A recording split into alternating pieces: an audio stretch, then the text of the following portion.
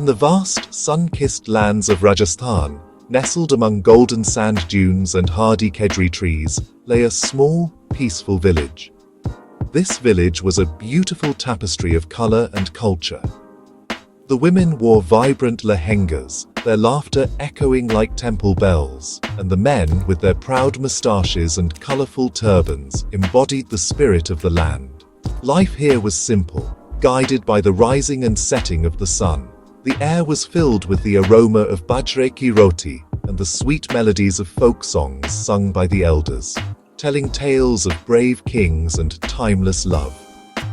It was a place where community was everything, and everyone knew each other not just by name, but by heart.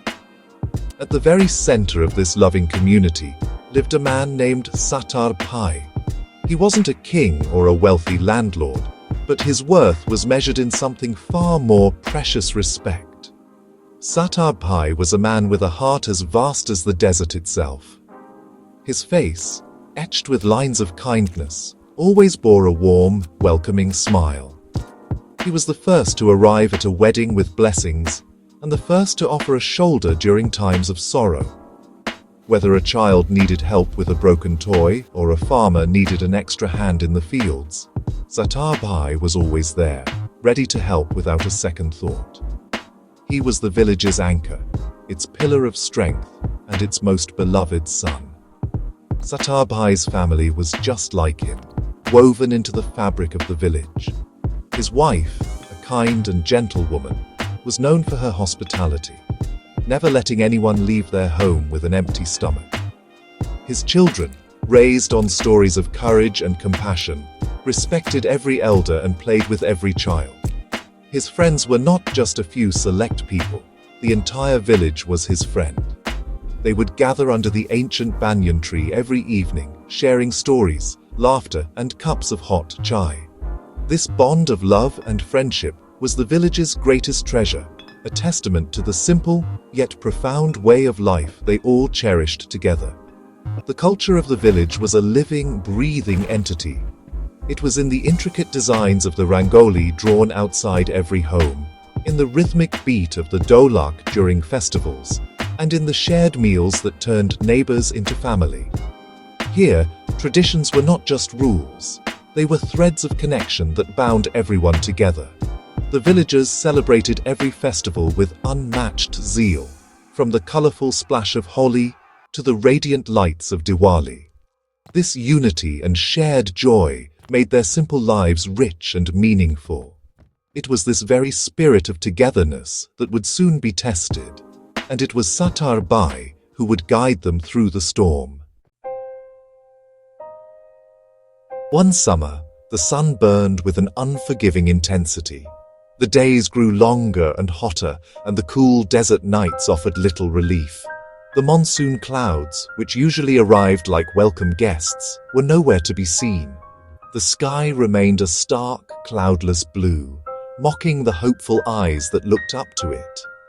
The life-giving river that flowed near the village began to shrink, its once mighty current reduced to a sluggish trickle. The village wells, which had quenched the thirst of generations, started to run dry. The earth itself seemed to be holding its breath, cracked and parched, yearning for a single drop of rain. The water scarcity soon became a severe crisis, casting a long, dark shadow over the vibrant village. The joyful folk songs were replaced by whispers of worry. The women, who used to return from the river with full pots and cheerful gossip, now had to walk many extra miles under the scorching sun, only to bring back a meager amount of water. The cattle grew weak, their ribs showing through their hides. The green fields, once bursting with crops, turned a sad, dusty brown. The laughter of children faded from the village square as their energy was sapped by the relentless heat and thirst. The entire village was gripped by a silent fear. Sattar Bhai's heart ached as he watched his beloved village suffer. He saw the worry etched on the faces of his friends and the exhaustion in the eyes of the women. He listened to the farmers lamenting their dying crops, their voices filled with despair. He felt the collective pain of his people as if it were his own. He knew that this was not just a problem of a dry well or a shrinking river, it was a threat to their very existence, their way of life, and the future of their children. He could not stand by and watch his home wither away. He knew that something had to be done, and it had to be done together. The village elders gathered under the banyan tree, their usual cheerful banter replaced by solemn discussions. They prayed to the gods for rain, performed ancient rituals, and looked to the heavens for a sign. But day after day, their prayers seemed to go unanswered. The situation grew more desperate with each passing moment. The hope that had once defined their community was beginning to evaporate, like the last drops of water in their wells. It was a time of great trial, a test of their resilience and their unity. The village was on the brink, and it needed a leader to pull it back from the edge of despair. One evening, as the village sat in a collective mood of despondency, Sattar Bhai stood up. His voice, calm but firm, cut through the heavy silence. "My brothers and sisters," he began, his eyes scanning the worried faces before him. "Praying for rain is good, but the gods help those who help themselves. We cannot wait for the skies to show mercy. We must create our own miracle." He paused, letting his words sink in. Then, with a confidence that seemed to radiate from him, he made a bold suggestion. "We will dig a new well, a deep well, right here in the center of our village, one that will reach the mother source of water deep within the earth." A murmur went through the crowd.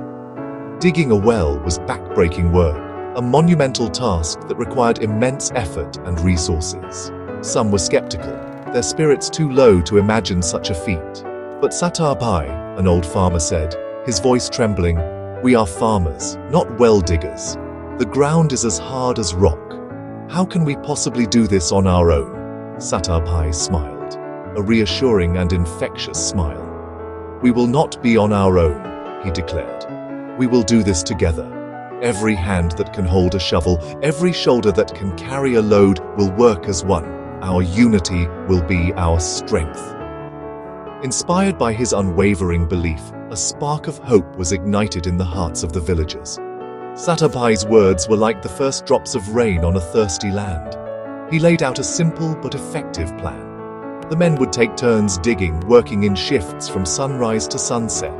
The women would take on the crucial role of clearing the dugout earth, and most importantly, ensuring that the workers had enough food and water to sustain their energy, managing the scarce resource with utmost care. The elders would supervise the work, offering their wisdom and encouragement. The children would help in smaller ways, their youthful energy boosting everyone's morale. The very next morning, as the first rays of the sun painted the sky, the village square transformed into a hub of activity. Sattar Bhai was the first to strike the ground with a pickaxe, the sound echoing like a declaration of war against their plight. Soon, he was joined by a dozen other men, their muscles straining as they broke through the hard, unforgiving soil. The women formed a human chain, passing baskets of earth from hand to hand with a rhythmic grace. There was no longer any despair in their eyes. Instead, there was determination. They were not just digging for water. They were digging for their future, their community, and their pride. Days turned into a week, and the week turned into two. The work was grueling. The sun beat down relentlessly, and their bodies ached with exhaustion. But their spirits never wavered. The sound of pickaxes hitting the earth became the village's new heartbeat. The folk songs returned, this time sung not just for entertainment, but as work songs, their powerful rhythms giving strength to the tired arms and legs. Sattar Bhai's family worked alongside everyone else. His wife organized the community kitchen, ensuring that every worker was fed, and his children ran errands, carrying water and messages, their small contributions making a big difference.